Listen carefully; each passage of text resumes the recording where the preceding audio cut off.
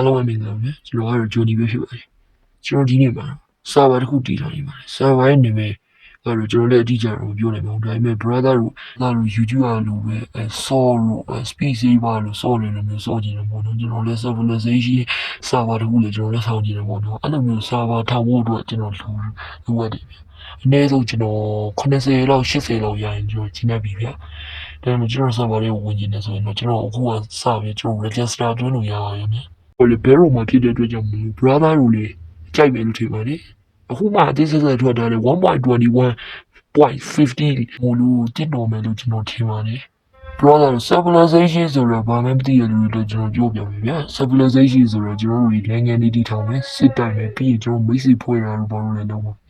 အဲ့လိုမျိုးဟာတွေကိုကျွန်တော် civilization လို့လည်းခေါ်တယ်ဗျဒါနဲ့ကျွန်တော်တည်တဲ့လူများကျွန်တော်မပြောပါဘူးကျွန်တော်တည်တဲ့လူတွေကိုပြောရပါခင်ဗျာအဲ့ဆိုတော့ကျွန်တော်ခုနကပိုင်းတော့မှစတင်ဖွင့်နေပါမယ်ဖြစ်ပါတယ်အရင်တော့ကျွန်တော် description မှာချပြီးတော့ကျွန်တော်ရဲ့ Telegram group လေးကိုဝင်လာခဲ့ပါလို့ကျွန်တော်ဖိတ်ခေါ်ချင်ပါတယ်အားလုံးပဲဘယ်